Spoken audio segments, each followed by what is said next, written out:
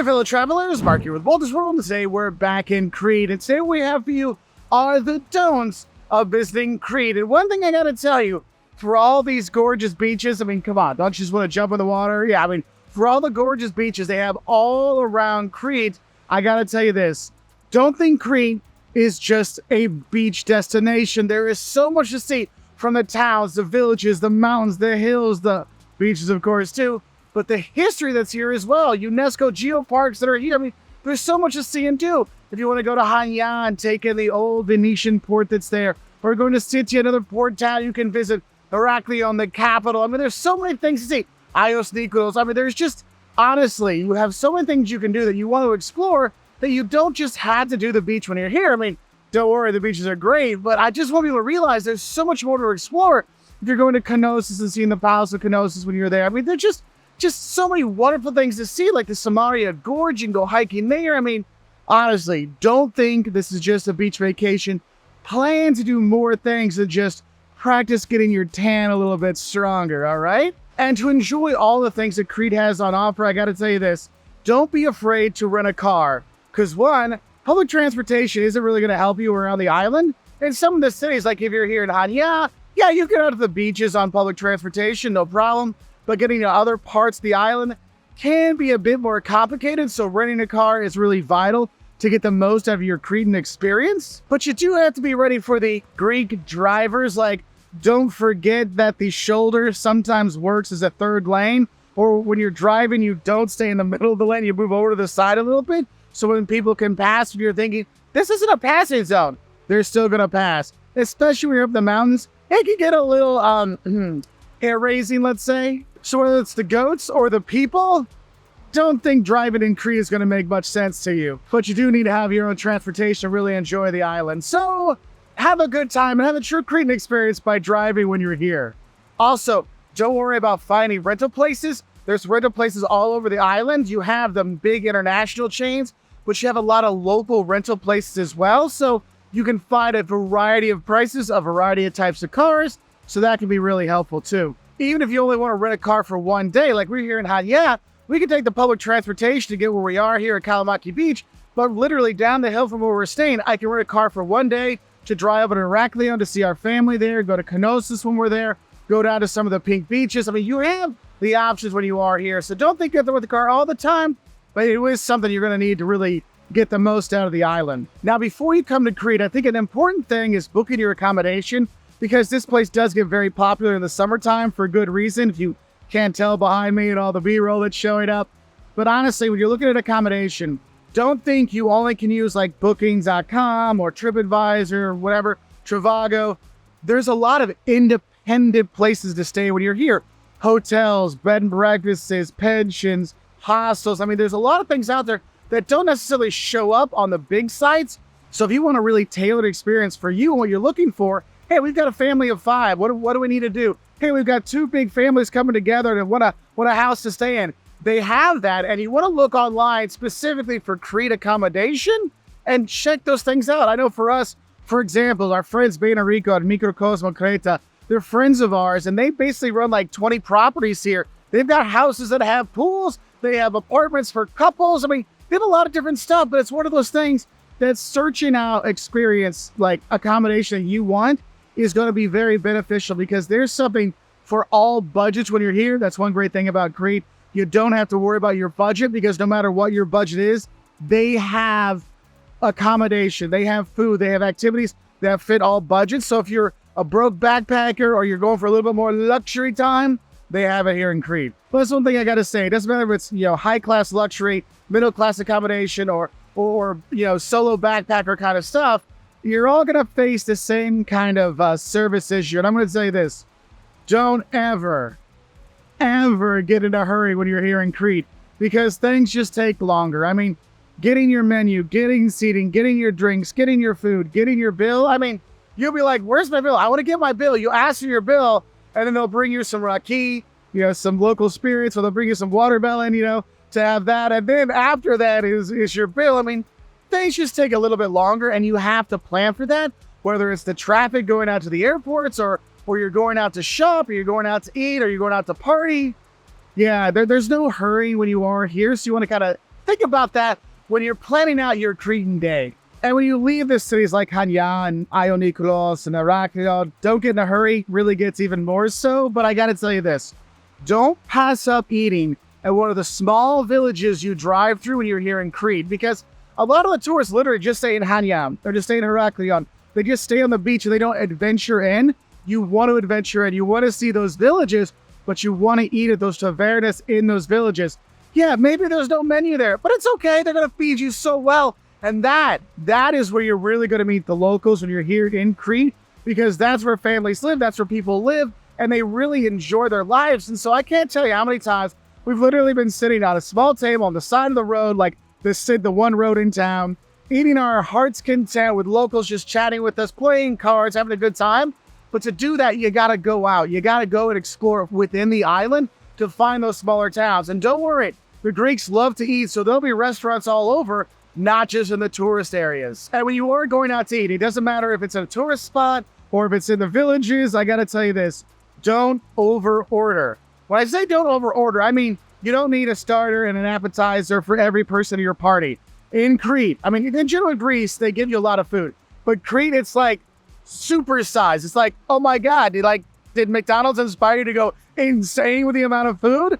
Because that's what it is here in Crete. So when you go out to eat, maybe get maybe 2 starters and have 1 main dish, and then split that. I know here we're with the boys and Jocelyn and a friend of hers, and honestly, we're basically getting 3 meals, and we're splitting between 5 people, and we still have leftovers. I mean, that's the kind of food we have. So if you're a hungry traveler, this place will definitely fill you up. Now, aside from overeating being a safety issue, maybe I do have a couple don'ts for safety I want to talk about. One is when you're driving around, obviously, don't forget to watch out for the goats. I'm going to say this, but that's more of the don't forget to watch out while you're driving, because Greek drivers are a bit crazy, like I said before. But when you're going through the mountains, you're going through the villages and stuff, there might be kids running out. There might be goats on the road. You do need to pay attention to that, because that can be dangerous. And also when you're walking on the street, you're across the road, you got to have your head on the swivel just to be safe, okay?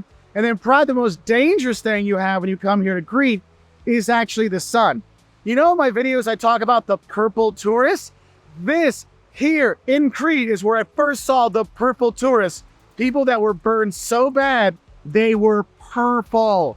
You need to make sure you're putting on the sun protection. You're reapplying every hour or 2, because you go in the water, it comes off. You got to reapply to keep safe. Because I can't tell you how many crispy Brits and Scandinavians and Russian tourists I've seen here that I'm like, oh my God, like it's just painful. So make sure you bring hat, have your hat, maybe, have a cover up, sunblock, these kind of things you need to have. And I know my face is pretty red. Well, that's because I'm talking a lot, but I'm using 50 SPF twice an hour and I'm still getting sun. So do be safe with that.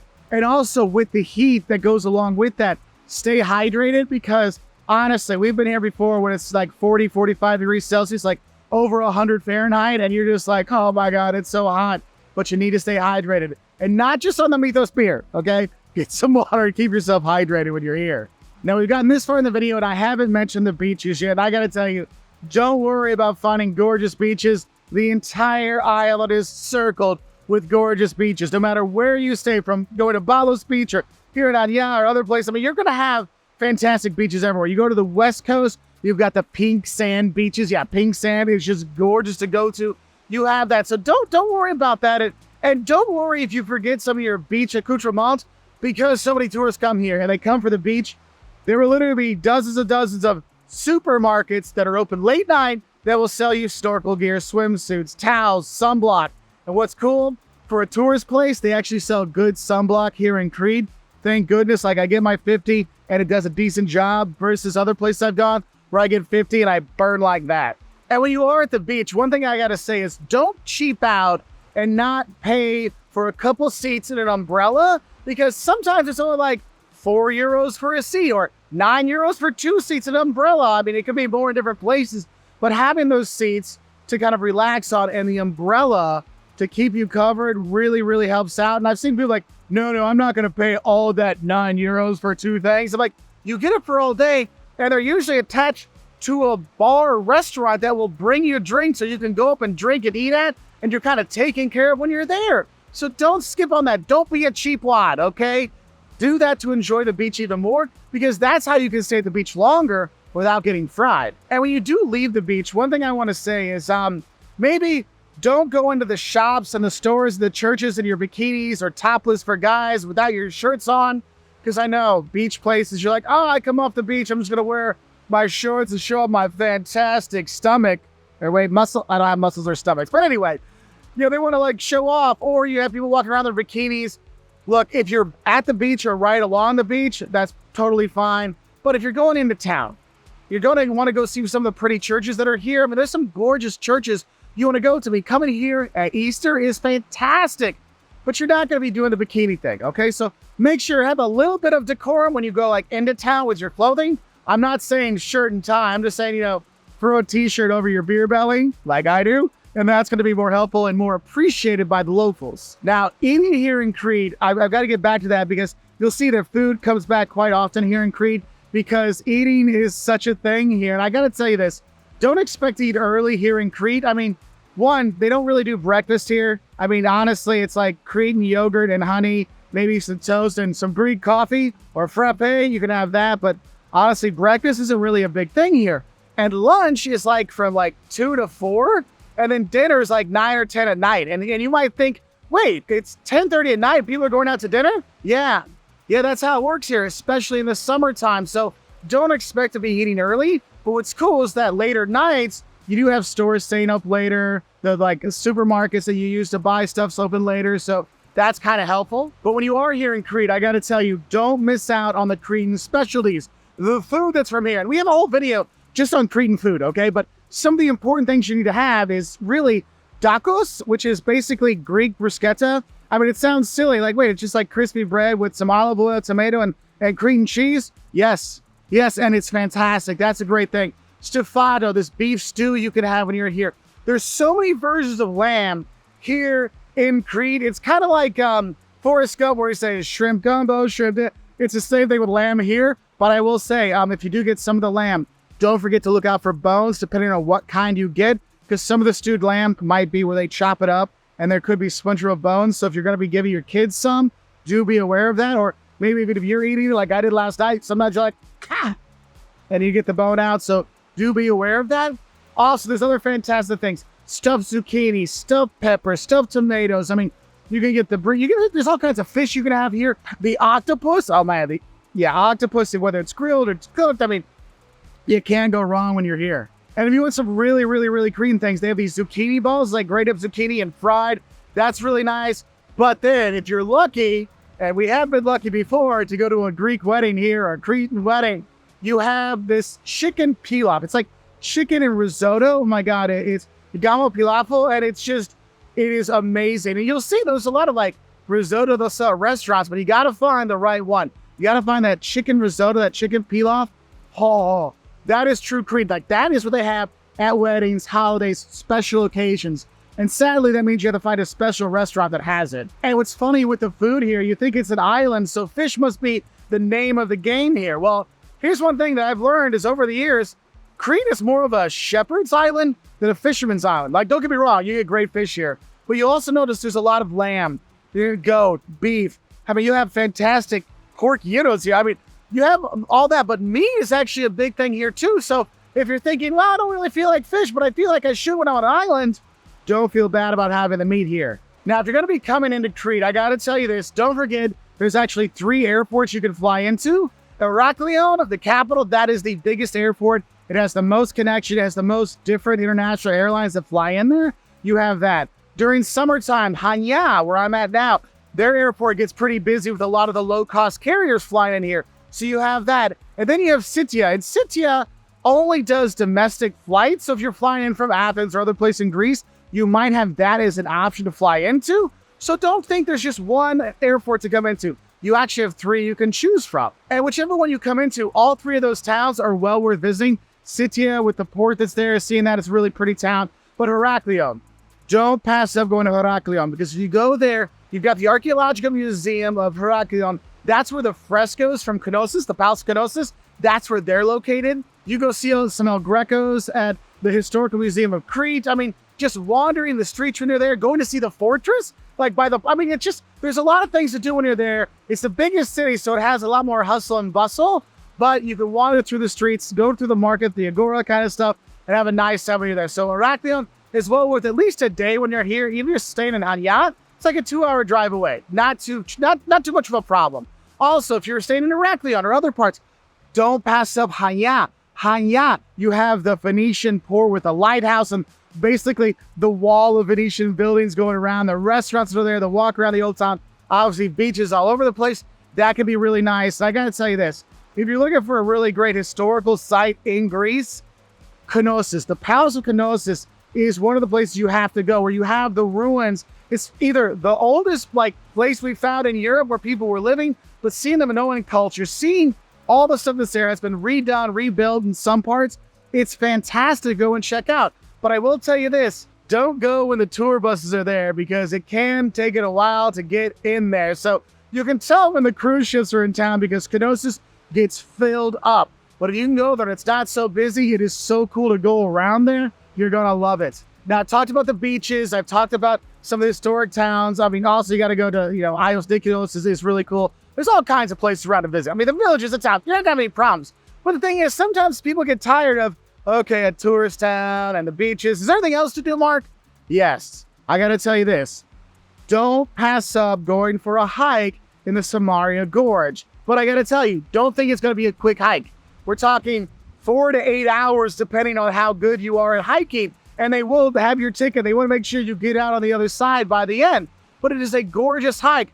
But it is one of those things you have to be prepared for. Don't forget to bring your water and some snacks along the way so you're okay. Also, don't forget to tell people you're going to be doing this hike, okay? Because that gorge, the myth is that it was cut by one of the titans with a knife. And that's why it's so, gorgy, And when you're there, you're like, oh, yeah, I can totally see this. I can totally see this, okay? So that's one thing you can really do. And it's just a gorgeous, gorgeous, gorgeous hike. Now, one thing that my local friends that work in the hotel industry wanted me to tell people here is, look, don't just stay at your all-inclusive resorts. Yes, remember I said they had all kinds of accommodation here? They do have all-inclusive resorts as well. And some people go, they're like, oh, breakfast, lunch, and dinner is included. I'll just stay there. And just like any all-inclusive resort, you're not going to get the best of the best. You're not going to get the worst of the worst either. But if you want to experience Cretan food, you got to get out and explore. So get out of your all-inclusive. Have at least one dinner when you're out, because honestly, buffet food isn't the best food for you, okay? It doesn't give it that chance to be specialized, especially cooked just for you. And for my party animals, don't worry, you can have a good time when you are here in Crete, but I gotta sell this to people in general. Don't think Crete is like a Santorini or Mykonos or Naxos. No. It's not a small island. This is a huge island. It's like 300 kilometers across, like 200 miles across. I mean, it's not something like, oh, I want to just rent a car in one day and see the whole island. No, when you're going to stay, I recommend picking a place to stay, have your rental car and explore that part of the island. And then maybe one day make it a whole day to go visit another part, because the island is very big. Hence why you need the rental car to really explore it. And you're thinking about when you want to come explore here. I got to tell you, don't expect a lot of free space in July and August unless you're at the beach at 8 o'clock in the morning. Okay, I mean, look, it gets really, really busy here in July and August. Prices go up, but remember, don't worry, you're not going to bust your budget because Crete is actually a very affordable destination for all price ranges.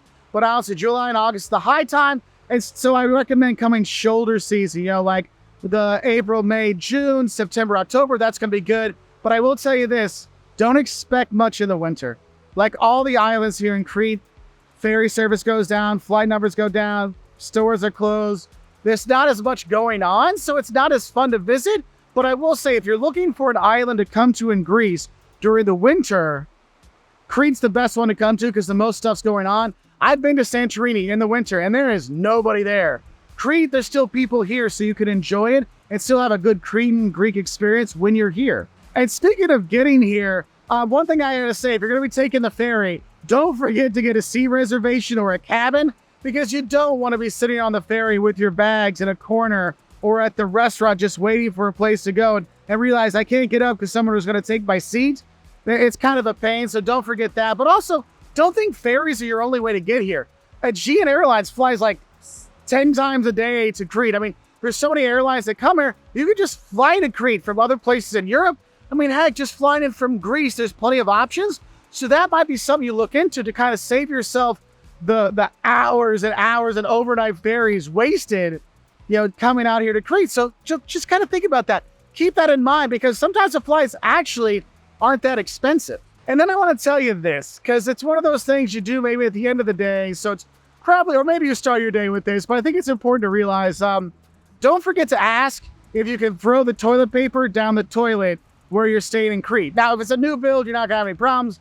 But if you're in some of the older constructions, sometimes their pipes can't handle all the toilet paper, especially if you're going to be going into the Batoki, if you're going to be going into the villages and the those places. It could be something, and usually there'll be a sign telling you. It's not all the time. This has gotten a lot better over the years, but it's just something I want you to kind of think about, because even some places, they'll definitely say, hey, no feminine hygiene products, no disposable wipes, those things you don't put in anyway. Put those in the garbage can that's next to it. With the TP, that's a sometimes you can, sometimes you can't kind of thing. So I hope this helps you understand some of the do's and don'ts of visiting Crete. What are some other do's and don'ts you have for visiting Crete?